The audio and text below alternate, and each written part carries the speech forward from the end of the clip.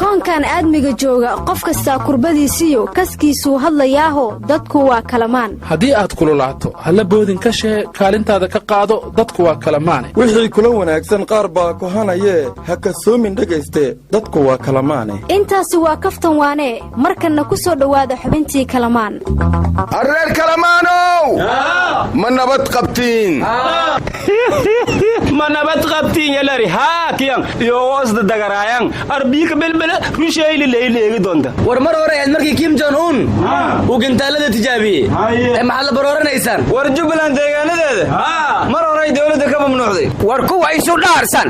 waa Iiraan iyo Mareykanka ee Soomaali maba ku jirtoba yaa goormaan Hirshabeelle ku biirtay Iiraan dagaaladeeda waraadigo ma iga dheega jiray maxaad u liyaabaysin dadka waa kalamaane war yaaya xoolaha nool iyo khayraadka badda iyo khayraadka beeraha Soomaaliya wixii la dhoofi jiro lacagta adag lagu soo bedela jiray maxaa ku dhacay oo annaga deeqdan u qasbaya ma hadda dhoofino war khayraadka iyo xoolaha sheegays maamul goboleedyada ku kala biireen kalamaanay anigay dhageysta haddii aanan dhulkaygu daarahaada burburin haddii aanan dhulkaygu dadkaaga barakicin beel hubaysan kama dhalan warniyow daara burbure aan idinka kugoontiday horta ana madiina tumbuushlay bisku daganaba hoobanta lama tufka kagaha ala gorob meelkii ala muwaadin meeliyana dago lama tufka surida nabadayu alla warkiisa waa cadaystay war ninka war xun kuma sheegayna 2021 markuu xilka Soomaaliya ku guuleystay wuxuu qabanayo ku sheegay shaqfir ku dooran mayno ay qoonto dumarkaada maamulaye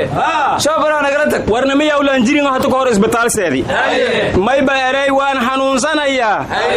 adeer dhiiga laga qaada yaleeri dhiig laga qaadi ma hay awalow dhiiga igu yaraayeeri walbo si lagu daaweey kaadaha laga qaado mid ay dilootay waayada yeeri waayahay adeer dhiig hal ugu shubo abaha ii sheegin dhiig islaameed leeyahay shubi ma yeeri daawadi silsiin ka fadahe war arintii cakireeyda galmudug oo kala wareeg hawada gaartay oo ra'iisul wasaare Khayre iyo ahlu sunna isku afgaran waayeen xagee maraysaa warnimada war ma haysaane ra'iisul wasaare Khayre iyo gankii ahlu sunna saacadna way heshiinay saacadna way dagaalayaan xalay waxay ku heshiiyeen baa la yiri in askartii Muqdisho laga wadayay la iska dhaafo maanta waxa la isku fahmi waayo gankii ahlu sunna ay diideen in ciidamada Soomaa dhuusa marabi gurceel la geeyo waraami Soomaa buura u baahane ma lagu shubo shabaab gurceel dhuusa marabi jooge war magaalooyinkii dhuusa marabi galkacayo hal wada isla qaadeen odayaashii galkacay ku sugnaa waxay dheen gogasha taala dhuusa mareeb bilaa shuruudlaan aan tagayna odayaashii cadaadana inay caroodeen hawada dhagaxan dhigeen war ma eri jiraan nimantuun gaalow markaad ciindaaqda lagu yaaba lankakano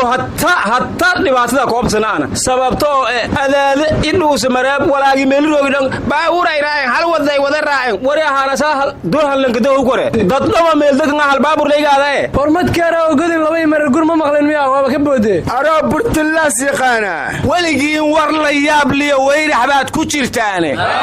waxba la iska bartaayo dadku way iswarsadaaye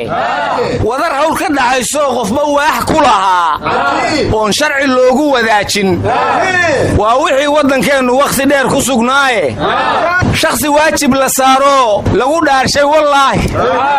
oo wadadii kala bayray iyo koox la walwaasho inta waardiye saartay hadba weelka daraysa waxa aydun wadaan waalidoodii miya war heede weligaada ma lagu dhahay inta gurigaada hortiisa dhagaan la dhigtay qof waa ku damiinta allahumma najayna wa min dhanodhineed ee ilaaha wana tusi war islaanta aakhira mi ku noosho miyay xamar joogi muwaysan maqal kontaroolka isgoyska number 4 la dhigay wareeda meesha dadka qaraxyada dhigaa lagu qabtay kiiloomitir farmaana waa boosaaso dadka ka daabeenta war boosaaso warka ma haysid askari lagu eedeeyay inuu ka dambeeyay dilkii madaxii DB Wall ayay maxkamad dil toosho ku xukuntay maanta war xukun beela maxkamada Puntland waxba kama ogide sanad walba dilay xukuman illa toogtana ma aragnay dadka hageeyeen war dadka adduunyo u taaglaanahay aakhiraadka noowin arooda gudoomiyaha golaha shacabka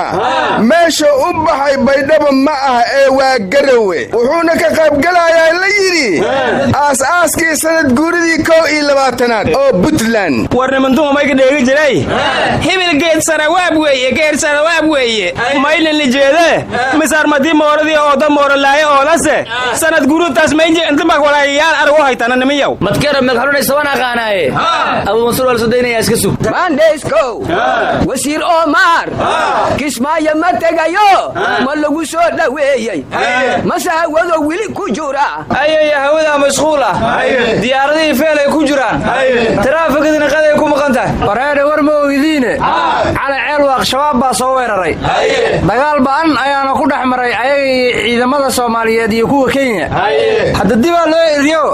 maaliye ka yimaadeen bay ku laabteen war ceel waa warkama sida gudoomiye ceel waa hadlay wuxuuna yiri tuulooyinka magaaladayda hoos yimaado dhan al-shabaab soo buux dhaafi war gudoomiye yiri soo caafimaadkiisa maxaa war oo ka haysan war maxaad u daawo islaafka qadiji maxamed diiri oo gudoomiyaha gobolka dhaawaciisa la joogto waxayna sheegtay inuu caafimaadkiisa ka soo reynaayo ciyaalkiisina ay la joogaan marka xogta gudoomiyaha dad rabta lifekaas nabadii noola daawo intii bogta allaha bogsiiyo gudoomiyahana asoo nabada allaha noo soo celiyo eeda aamiin laakiin adamay bagaalay inoo malaamilayda ka jarti booli aadmiga daaqa ama beenta banaysta bahda maanka garaadka bugta looga ridaaye ilaahay aan ka baqno war waxaa la yiri lamaana kasta oo gurigooda ku yaraado Facebook ayay Google ka sameystaan oo sawirro iyo hadallo macaan isu mariyaan war nasirin lamaana kuma haysana Facebook dhafar oo nugu dilay war Twitter kala message qor message war waxa sheegaysaa waa